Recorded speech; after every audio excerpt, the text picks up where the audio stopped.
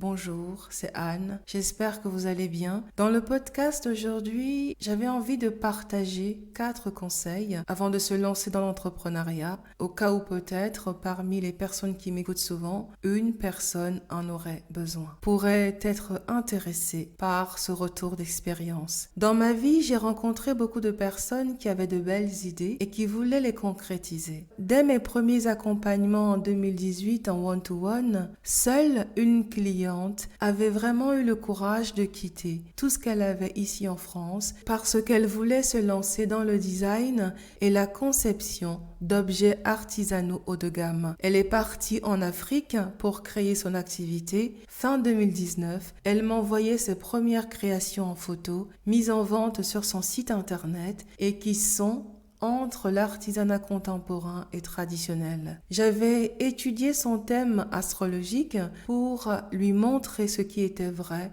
sûr et déjà évident en elle. Quand on se lance, rien n'est certain, je vous l'accorde, et presque tout est inconnu. En même temps, créer ses idées, entreprendre, est peut-être la seule chose capable de montrer qui on est et qui on peut devenir. Alors, je me permets de partager 4 conseils que je n'ai entendus nulle part, même quand je suivais des formations. C'est ce que j'ai appris. Premier conseil, commencez toujours par investir votre argent sur vous. Plus vous changez, plus vous croyez en vous, en vos idées. Plus vous aurez la détermination à aller jusqu'au bout pour que ces idées voient le jour. J'ai réalisé des activités qui marchaient une année et pas l'autre.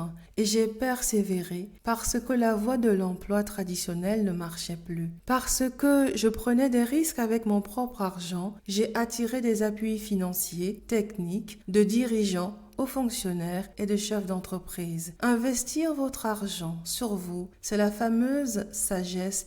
Aide-toi et le ciel t'aidera. Je me souviens d'un client qui avait une idée de solution vraiment innovante et disruptive dans un secteur stratégique en Afrique. Son thème astral, que j'avais étudié pour lui, montrait qu'il avait déjà les énergies, les potentiels et donc la capacité de réaliser son idée. Quand je l'écoutais et lisais son projet et les données qu'il avait trouvées, j'avais le pressentiment et la conviction qu'il réussirait s'il allait jusqu'au bout et qu'il serait multimillionnaire en euros par son innovation. Mais à l'époque, cette personne arrêta son projet. Lui, comme d'autres personnes que j'ai écoutées, ne se sont pas lancées parce qu'elles attendaient d'abord des financements ou des aides extérieures. Ces personnes ne parlaient jamais d'investir leur argent et ne mentionnaient jamais d'investir sur elles en plus d'investir sur leur projet. Pourtant, investir son argent sur soi crée un autre état énergétique de pensée et de croyance dans son corps. Quand on croit en soi, on devient persévérant, unstoppable en anglais. Mais seule l'expérience fournit cette forme de confiance, soit faire, évaluer le résultat, avoir envie de changer soi-même, faire encore mais différemment et évaluer le résultat, devenir la personne dont le projet a besoin pour réussir à terme. Deuxième conseil, marcher avec 2-3 entrepreneurs qui ont déjà échoué. Tout le monde peut réussir, mais très peu de personnes sont capables d'échouer. Or, quand on a une idée novatrice, quand on n'a pas d'entrepreneur à succès dans son environnement, dans sa famille, dans son réseau, l'échec sera au rendez-vous un moment. Alors, marcher avec les personnes qui ont déjà échoué réduit drastiquement la tentation de tout arrêter en cas d'échec. Il y a bien sûr des personnes qui réussissent du premier coup et tout le temps. Me concernant, j'avais vite réalisé que ces personnes-là ne pouvaient pas m'apprendre quelque chose, mis à part que je n'étais pas leur élève. Je vais expliquer pourquoi. Les personnes qui disaient avoir échoué et racontaient ce qu'elles avaient fait après me montraient ma prochaine étape instantanément sans le savoir. J'ai marché avec Sir James Dyson, le fondateur de l'entreprise Dyson, parce qu'il lui avait fallu 5126 prototypes et plus de 4 ans d'essais-erreurs pour créer le premier aspirateur sans sac au monde. J'ai aussi marché avec d'autres entrepreneurs qui avaient de bonnes longues expériences d'échecs, soit personnelles, soit business. L'année dernière, par exemple, j'ai marché avec 2 femmes entrepreneurs parce qu'elles n'hésitaient pas à partager dans leur programme d'accompagnement et leurs messages leurs expériences d'échec. Et toutes ces personnes connaissent aujourd'hui un succès extraordinaire. Marcher avec des entrepreneurs qui ont déjà échoué, pour moi, c'est marcher avec des personnes qui racontent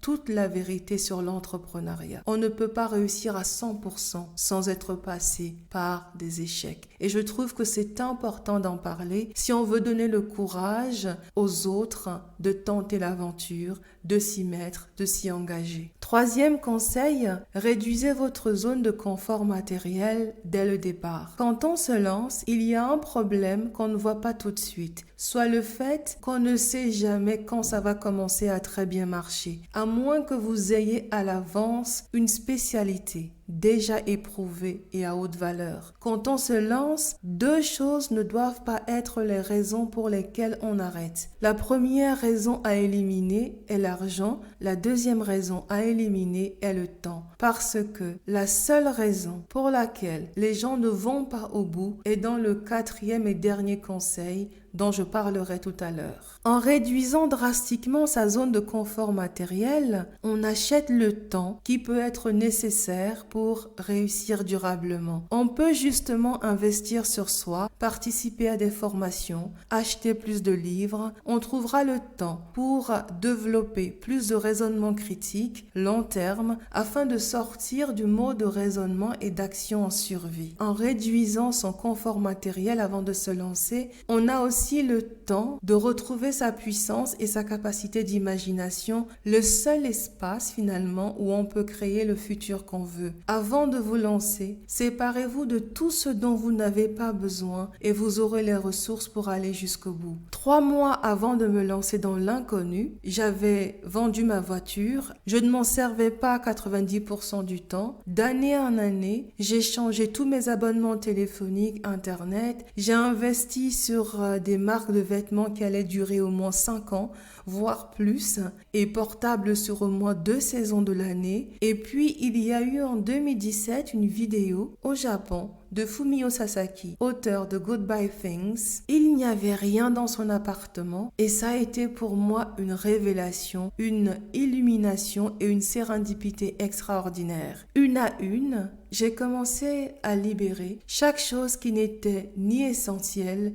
ni utile, ni nécessaire dans mon lieu de vie. J'étais déjà minimaliste depuis 2005, après avoir découvert l'art de la simplicité. Mais c'est vraiment grâce à Fumio Sasaki, 12 ans plus tard, que j'ai compris pourquoi. Et à la fin, j'ai aussi réduit mon lieu de vie. Pourquoi je partage cela? Eh bien parce que quand je me suis lancée dans l'inconnu, en fait, je croyais tout simplement que j'allais reprendre une activité de salarié classique, traditionnelle. Jamais, en aucun moment, il ne m'était venu à l'esprit que le processus de la vie allait me demander d'entreprendre, de créer mes idées, d'accepter d'échouer et de continuer et de persévérer. Le résultat est que quand 2020 et le confinement sont arrivés, je n'ai paniqué que quelques minutes. J'avais déjà derrière moi 7 ans de réduction de plusieurs zones de confort sans vaciller sur mon but. Trouver quelque chose que j'aimerais tellement que je ne pourrais plus jamais démissionner. J'étais prête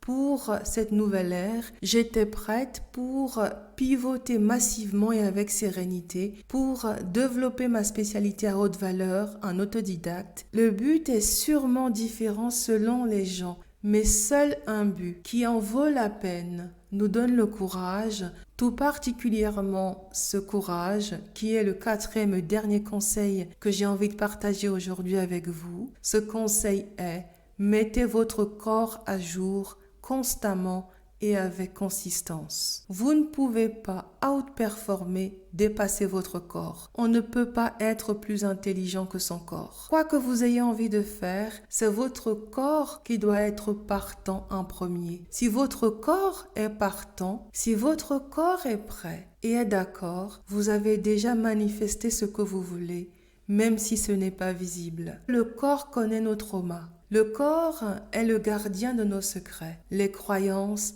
pensées et peurs implicites. Quand on se lance, tôt ou tard, le corps va faire sortir toutes les émotions, pensées, croyances qui sont stockées en nous et qui sont à libérer, à guérir, à transmuter si on veut aller plus loin. Et aujourd'hui, on sait qu'un trauma peut vivre sur 14 générations sans même que toutes les personnes sur ces 14 générations s'en rendent compte. Je crois fondamentalement qu'en vous lançant, cela va aussi réveiller de vieilles mémoires. Y a-t-il des traumas liés à l'argent, liés à l'entrepreneuriat, liés à la visibilité publique ou même à la prise de parole dans votre lignée, celle de votre mère et celle de votre père? Tout cela va émerger quand on se lance, parce que nous ne sommes pas une seule version, mais plusieurs parts à côté du vrai soi, à côté du soi supérieur. Se lancer dans l'entrepreneuriat est une invitation à mettre au même niveau toutes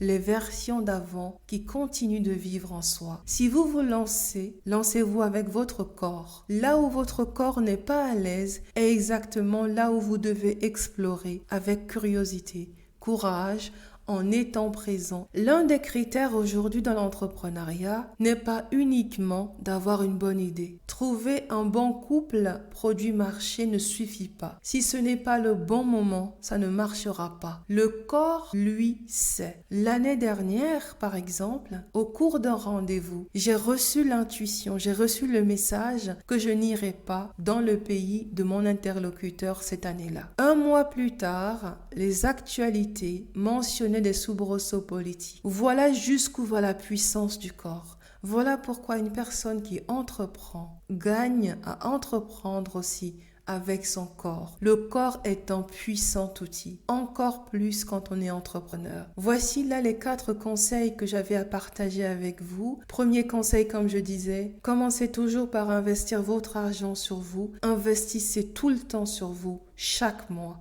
Vous ne le regretterez jamais. Deuxième conseil, marchez avec 2-3 entrepreneurs qui ont déjà échoué. Ainsi, vous n'en ferez pas une affaire personnelle, comme nous le dit si brillamment un des accords Toltec, mais au contraire, vous apprendrez à persévérer, à aller jusqu'au bout, à faire preuve de résilience, d'introspection et de courage. Troisième conseil, réduisez votre zone de confort matériel dès le départ. Des 4 conseils, c'est peut-être le conseil le plus important parce que si j'ai persévéré, si je suis allé jusqu'au bout, c'est fondamentalement grâce ou à cause de cette approche. Enfin, dernier conseil, mettez votre corps à jour constamment et avec consistance. N'hésitez jamais à travailler sur vous chaque semaine. Là aussi, vous ne le regretterez pas. Pour conclure, je dirais que dans les essentiels, c'est vraiment important de commencer par se dire que si je me suis donné 2 ans, il se peut que cela prenne 5 ans.